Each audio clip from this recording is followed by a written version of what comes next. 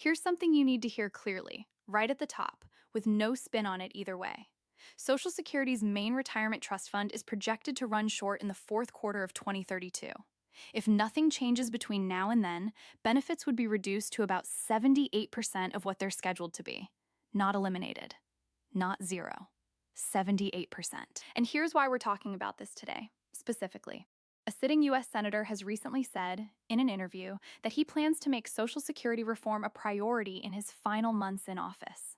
That combination, an official government projection, and a lawmaker publicly pushing to act on it, is what makes this worth 20 minutes of your time today. Now, before we go any further, I want to address something two different kinds of viewers might be thinking right now.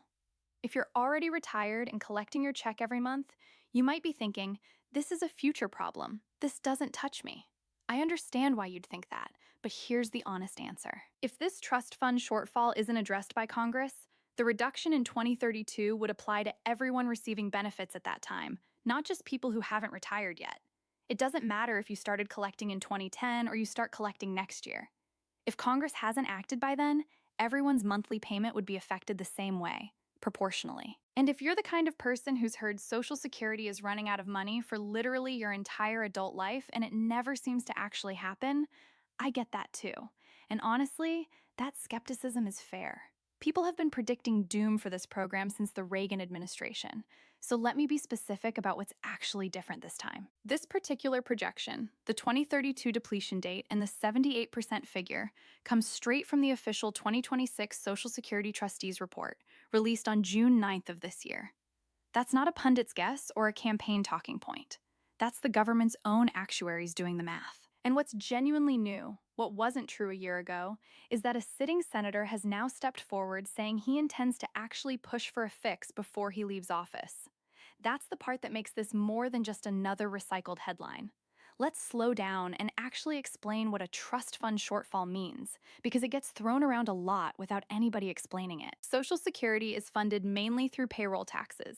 The money taken out of workers' paychecks right now, today, that immediately goes toward paying current retirees. On top of that ongoing payroll tax revenue, there's also a trust fund, essentially a reserve, built up over decades, that fills in the gap when the payroll taxes coming in aren't quite enough to cover everything owed. Right now, that reserve is being drawn down faster than it's being replenished. When the reserve runs out in late 2032, that doesn't mean the payroll taxes stop. Workers will still be paying in, and that money will still be going out to retirees. It just means the incoming payroll tax revenue alone won't be enough to cover 100% of scheduled benefits anymore. It'll cover a majority of what's owed, just not all of it. So let's make that concrete with an example, because percentages can feel abstract until you see them applied to a real number. Say you're currently receiving $2,000 a month in benefits. I want to be clear. This is just a round number for illustration, not your specific benefit, and not a new statistic I'm introducing. It's simple math applied to the 78% figure from the trustees' report. If Congress does not act before the trust fund is depleted, that $2,000 monthly check would be reduced to roughly $1,560 a month. That's the 78% scenario in real terms. Again, this is an illustrative example to help the number mean something, not a guarantee of exactly what would happen to your specific benefit. Now here's the part that actually matters for what to do about it.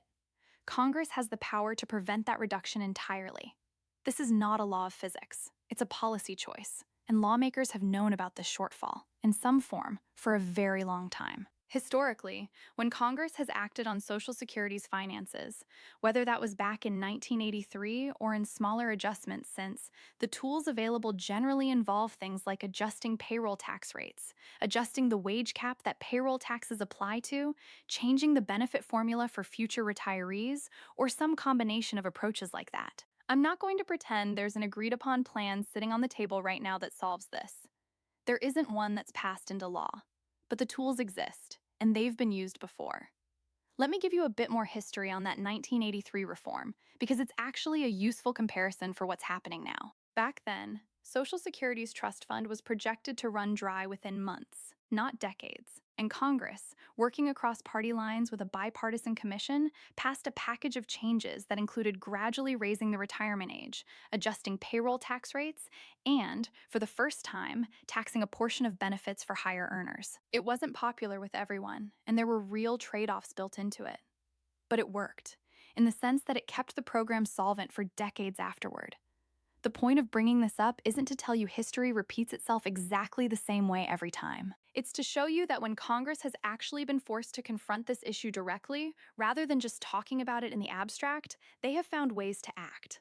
That's the model people pushing for reform today are hoping to repeat, whether through Senator Cassidy's specific approach or through some other combination of ideas that eventually gets negotiated. Which brings us to the actual news hook for today's video. Senator Bill Cassidy, a Republican from Louisiana, recently gave an interview with CNBC in which he said he plans to prioritize Social Security reform during his final months in the Senate. Senator Cassidy is not seeking re-election, and he has said this is one of the issues he wants to push forward on before he leaves office. In that same interview, he laid out an actual specific proposal, not just a vague intention to do something.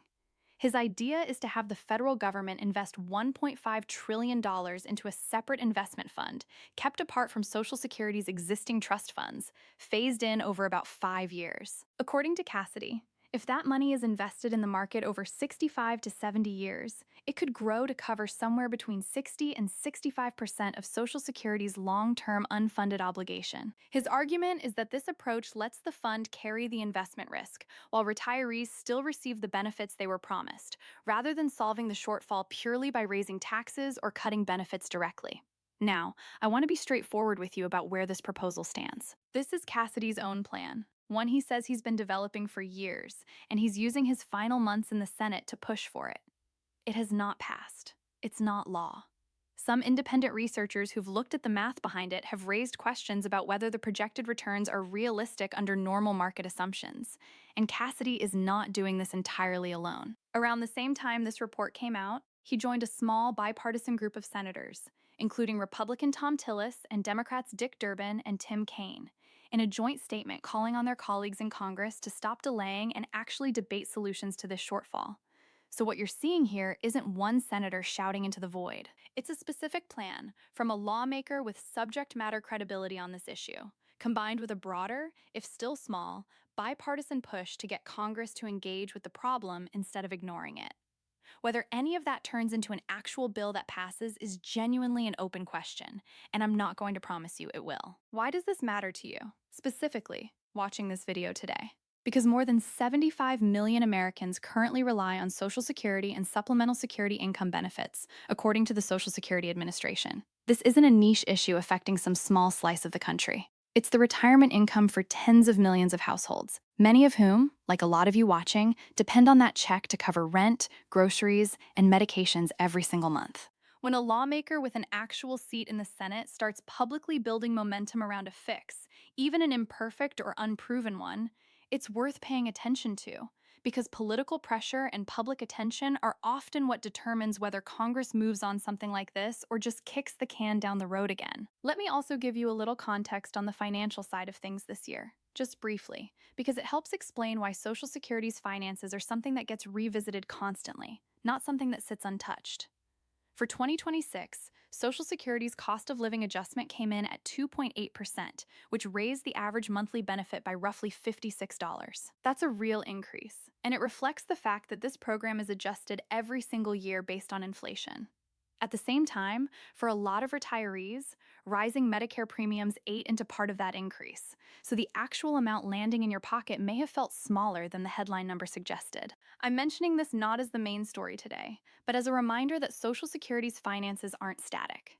They're reviewed, adjusted, and debated constantly, which is exactly the kind of environment where a senator's public push for reform can actually go somewhere, or can just as easily fade into the background noise of Washington. It's also worth understanding a little bit about who Senator Cassidy is, so this doesn't feel like a name pulled out of nowhere.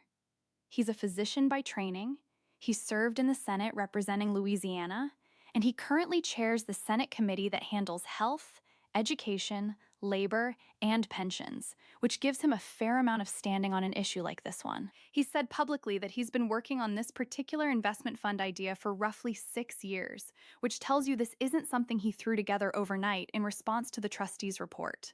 It's a plan he's been quietly developing for a long time, and he's now using the platform of his final months in office to try to bring more attention to it. Whether you agree with his specific solution or not, that's a meaningfully different situation than a lawmaker making a passing comment in a hallway interview. So let's bring this back to what actually matters for you, sitting here today. Nothing about your current benefit payment is changing right now because of this trustee's report or because of Senator Cassidy's comments. I want to say that plainly one more time so there's no confusion. This is a 2032 projection, contingent on Congress not acting between now and then. Nobody's check is being cut today. Nobody's benefit is disappearing tomorrow. The honest, grounded takeaway here is not to panic, and it's not to assume this will magically resolve itself either. It's to stay informed, watch how this actually develops in Congress over the coming months, and understand the real numbers instead of the scary headlines that tend to circulate around this topic every few years. Here's what I'd ask of you before you go. First, stay subscribed to this channel, because if Cassidy's proposal or any other serious legislative effort actually starts moving through Congress, we'll break down exactly what it means for your check, in plain language, the same way we did today. Second, I'd genuinely like to hear from you in the comments. Given what you now know, the trust fund shortfall, the 78% scenario, and this specific proposal on the table, how would you want Congress to handle this? Would you rather see an investment approach like Cassidy's, more traditional tax adjustments, changes to the benefit formula, or some mix of all of it? I read the comments, and this is exactly the kind of topic where hearing from people who are actually living on these benefits matters more than hearing from another pundit on cable news.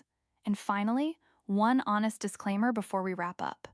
This video is general education and news coverage about a public policy issue. It is not personal financial advice, and I'm not a financial advisor or an attorney.